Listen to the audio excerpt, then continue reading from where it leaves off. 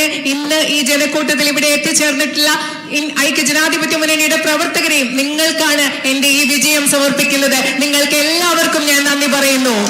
Because for many years, for 35 years, I managed elections for my mother and brother. I understand the kind of hard work that goes into elections and campaigning on the ground. കാരണം കഴിഞ്ഞ 35 വർഷങ്ങൾക്കായി എന്റെ അമ്മയ്ക്കും സഹോദരനും വേണ്ടിയുള്ള election പ്രചരണത്തിന്റെ ചുമതല എനിക്കായിരുന്നു. അതുകൊണ്ട് എത്രമാത്രം ബുദ്ധിമുട്ടാണ് താഴെത്തട്ടിൽ ഇലക്ഷൻ പ്രവർത്തനം നടത്തുക എന്നത് എനിക്ക് കൃത്യമായിട്ട് അറിയാം. So I know very well that such big margins are not possible unless there is very hard work by each and every worker on the ground, and I thank you all for that. എനിക്കറിയാം ഇത്രയും വലിയ ഭൂരിപക്ഷം കിട്ടുക എന്നത് താഴെത്തട്ടിലുള്ള നിങ്ങളുടെ ഓരോരുത്തരുടെയും കഠിനാധ്വാനമില്ലാതെ സാധ്യമല്ല എന്ന് എനിക്കറിയാം. അതുകൊണ്ട് നിങ്ങൾക്ക് ഓരോരുത്തരോടും അതിനുവേണ്ടി ഞാൻ നന്ദി പറയുകയാണ്. And of course they are never possible unless the people want to vote for you, unless they want to give you your love and their love and affection. And that's why, more importantly, more than anything else, I want you to know that each one of you who waited for me, each one of you who met me during the campaign, everyone who stood outside their houses on streets like this, came, gave me your love, your affection, holding a flower, a hug, a kiss. I want each one of you to know that you are my responsibility, that I take your love with complete seriousness, and it is my duty to fight for you, to give you a better future in the next 5 years and ahead. അത് മാത്രമല്ല, നിങ്ങൾ മനസ്സിലാക്കണം, ഇത്രയും വലിയൊരു ഭൂരിപക്ഷം എന്ന് പറയുന്നത് ജനങ്ങളുടെ സ്നേഹം ഇഷ്ടവും ഇല്ലാതെ സാധ്യമാവുകയില്ല. ജനങ്ങൾ വന്ന് നിങ്ങൾക്ക് വോട്ട് ചെയ്തില്ലെങ്കിൽ അത് സാധ്യമാവുകയില്ല. അതുകൊണ്ട് കഴിഞ്ഞ പ്രചരണ സമയത്ത് മുഴുവൻ എനിക്ക് വേണ്ടി വഴിയരികിൽ കാത്തുനിന്ന, എന്നെ വീട്ടിലേക്ക് കൂട്ടിക്കൊണ്ടുപോയ, എനിക്ക് പൂക്കൾ നൽകിയ, എനിക്ക് ഉമ്മകൾ നൽകിയ, എന്നെ കെട്ടിപ്പിടിച്ച നിങ്ങളോട് എല്ലാവരോടും ഞാൻ നന്ദി പറയുന്നു. ഞാൻ നിങ്ങളോട് ഒരു കാര്യങ്ങൾ കൂടി പറയാൻ ആഗ്രഹിക്കുന്നു. നിങ്ങളുടെ സ്നേഹത്തെ പൂർണ്ണ ഗൗരവത്തോടുകൂടി ഉത്തരവാദിത്വത്തോടുകൂടി ഞാൻ ഏറ്റെടുക്കും. അടുത്ത 5 വർഷങ്ങൾ നിങ്ങളുടെ ആവശ്യങ്ങൾക്ക് വേണ്ടി പ്രവർത്തിക്കുക എന്നത് എന്റെ ഏറ്റവും വലിയ ഉത്തരവാദിത്തമായി ഞാൻ കണക്കാക്കുന്നു. During the campaign, I met many of you. I met farmers, owners of small shops, businesses, teachers. I met sisters in churches. I went to mosques, temples. I met everybody, many people. And from you, I was able to gauge and understand the issues that you face in your everyday life. പ്രചരണ സമയത്ത് നിങ്ങൾ ഒരുപാട് പേരെ ഞാൻ കണ്ടു. ഇവിടുത്തെ കർഷകരെ കണ്ടു, ആദിവാസി സമൂഹത്തിൽപ്പെട്ടവരെ കണ്ടു, ടീച്ചേഴ്സിനെ കണ്ടു, അധ്യാപകരെ കണ്ടു, അതുപോലെ സിസ്റ്റേഴ്സിനെ കണ്ടു. അതുപോലെ ഞാൻ ക്ഷേത്രങ്ങളും പള്ളികളും മോസ്കുകളുടെ ഒക്കെ ഭാഗമായി സന്ദർശനം നടത്തി. അവിടെ നിന്ന് എല്ലാവരും നിങ്ങളോട് സംസാരിച്ചതിൽ നിന്നും നിങ്ങൾ നേരിടുന്ന പ്രശ്നങ്ങൾ എന്താണെന്ന് എനിക്ക് മനസ്സിലാക്കാൻ പറ്റിയിട്ടുണ്ട്. There are big issues here that need to be resolved, that need to be worked on. I met some people from tribal communities who told me about the difficulties they have, especially for health services, educational services. ഇവിടെ വലിയ പ്രശ്നങ്ങളുണ്ട്, പരിഹരിക്കപ്പെടേണ്ടതായ വലിയ പ്രശ്നങ്ങളുണ്ട്. അതുപോലെ തന്നെ ആദിവാസി സമൂഹത്തിൽ നിന്ന് ബന്ധപ്പെട്ട ചിലരെ ഞാൻ കണ്ടു. അവർക്ക് വിദ്യാഭ്യാസവും ആരോഗ്യവുമായും ബന്ധപ്പെട്ട പ്രശ്നങ്ങൾ പരിഹരിക്കേണ്ടതുണ്ട്. Farmers who are suffering due to the policies of the government, not getting the right prices for their crops, and also the man-animal conflict due to which their crops are endangered and very often disturbed and eaten or destroyed by animals.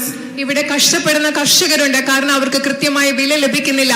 ഗവൺമെന്റിന്റെ നയങ്ങൾ മൂലം അവർ ബുദ്ധിമുട്ടുന്നു. അതുപോലെ തന്നെ മനുഷ്യ വന്യജീവി സംഘർഷം മൂലം അവരുടെ വിളകൾ നശിക്കുന്നു. ഇതൊക്കെ എനിക്ക് മനസ്സിലാക്കാൻ പറ്റിയിട്ടുണ്ട്. I met homestay owners who have built beautiful homestays but also faced major issues, especially after the landslide, when people across India saw the devastation and became afraid to come here, thinking that this is an area where there are landslides. So there is a lot of work that we need to do, even just to show that the landslide was in a small area and the rest of this beautiful constituency of Wayanad is beautiful and still welcomes tourists, and there is no such danger over here.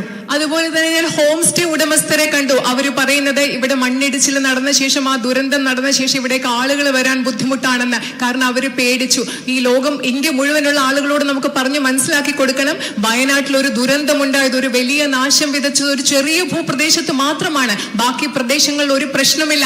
Wayanad parliament മണ്ഡലം എന്ന് പറയുന്ന ഈ മനോഹരമായ പ്രദേശത്തെ കൂടുതൽ ആളുകൾ വരണം, ഇവിടെ സുരക്ഷിതമാണെന്ന് നമുക്ക് എല്ലാവർക്കും പറഞ്ഞു കൊടുക്കണം.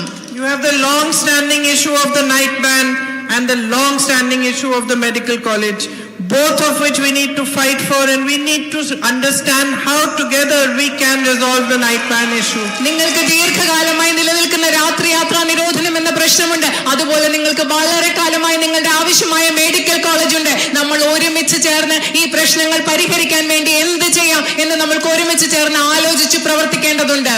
Whatever progress was made in the medical college also, because of the pressure Rahul ji put on the government, we need to put more pressure and advance the work even faster.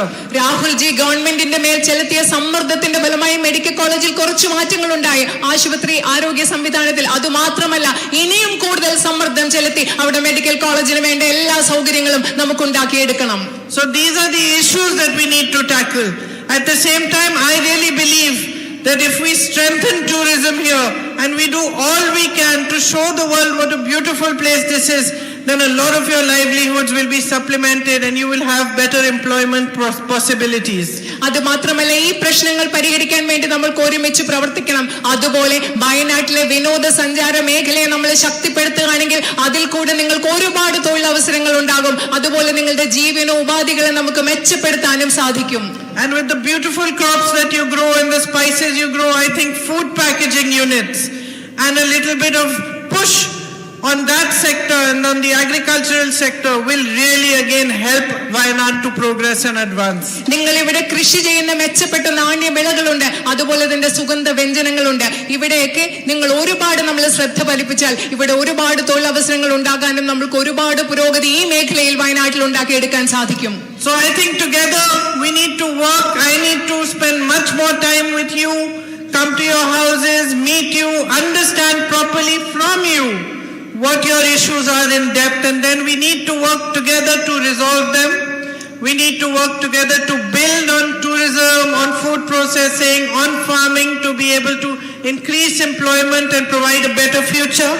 നിങ്ങളുടെ ഈ പ്രശ്നങ്ങളെ കുറിച്ച് ആഴത്തിൽ മനസ്സിലാക്കണം. എനിക്ക് കൂടുതൽ സമയം അതിനു വേണ്ടി ചെലവഴിക്കണം. നിങ്ങളോട് ഓരോരുത്തരോടും വന്ന് സംസാരിക്കണം. വിനോദസഞ്ചാര മേഖലയിലും കാർഷിക മേഖലയിലുമൊക്കെ നമ്മൾക്ക് ഒരുപാട് കാര്യങ്ങൾ ഒരുമിച്ച് ചെയ്ത് ഈ മേഖലകളെ ശക്തിപ്പെടുത്തി വയനാട്ടിലെ തൊഴിലവസരങ്ങളും ജീവിതങ്ങളും നമുക്ക് കൂടുതൽ മെച്ചപ്പെട്ടതാക്കി എടുക്കണം. And I look forward to this journey with you. This is just the beginning. I look forward to meeting all of you, to coming to your homes, to understanding you better, and to get from you a much deeper understanding of what you want me to fight for and how you want your issues to be resolved. നമ്മൾ ഒരുമിച്ചിട്ടുള്ള ഒരു യാത്ര ഇപ്പൊ തുടങ്ങിയിട്ടേ ഉള്ളൂ. ആ യാത്ര മുൻപോട്ട് പോകുന്നത് ഞാൻ ഉറ്റുനോക്കുകയാണ്. നിങ്ങളുടെ അടുത്ത് വന്ന് നിങ്ങളോട് സംസാരിച്ച് നിങ്ങളുടെ പ്രശ്നങ്ങൾ എന്തൊക്കെയാണ്, ഞാൻ എന്തിനു വേണ്ടി പോരാടണമെന്നാണ് നിങ്ങൾ ആഗ്രഹിക്കുന്നത് എന്നൊക്കെ നിങ്ങളിൽ നിന്ന് നേരിട്ട് അറിയണമെന്നാണ് ഞാൻ ആഗ്രഹിക്കുന്നത്. I have much to learn from all of you. നിങ്ങളിൽ നിന്ന് എല്ലാവരിൽ നിന്നും നിങ്ങൾ ഓരോരുത്തരിൽ നിന്നും എനിക്ക് ഒരുപാട് ഇനി പഠിക്കാനുണ്ട്. And one of my first lessons was when I came here 4 months ago, almost exactly today, with my brother after the terrible landslides that devastated Wayanad. വയനാട്ടിൽ അതിഭീകരമായ നാശം വിതച്ച ആ മണ്ണിടിച്ചിലിന് ശേഷം 4 മാസങ്ങൾക്ക് മുമ്പ് ഇതേ തീയതി ഞാൻ എൻ്റെ സഹോദരനൊപ്പം വന്നപ്പോഴാണ് നിങ്ങളിൽ നിന്ന് ഏറ്റവും പ്രധാനപ്പെട്ട ഒരു പാഠം ഞാൻ പഠിച്ചത്. I have seen many tragedies, and because of our professions, we go across India. When there are tragedies, we meet people. But seldom do I see the kind of pain and suffering that I saw when I came here. പലതരത്തിലുള്ള ദുരന്തങ്ങൾ ഞങ്ങൾ കണ്ടിട്ടുണ്ട്. ഞങ്ങൾ പ്രവർത്തിക്കുന്ന മേഖലയുടെ ഭാഗമായിട്ട് ഇന്ത്യയുടെ പല ഭാഗങ്ങളിലും പോയി പലതരത്തിലുള്ള ദുരന്തങ്ങൾപ്പെട്ട ആളുകളെ ഞങ്ങൾ കണ്ടിട്ടുണ്ട്. പക്ഷേ ഇത്രയും വേദന, ഇത്രയും കഷ്ടപ്പാട് അപൂർവമായിട്ടാണ് ഞാൻ കണ്ടിട്ടുള്ളത്. Nature's fury was concentrated in a small area. All the houses in that area were washed away. All the families washed away. Livelihoods washed away.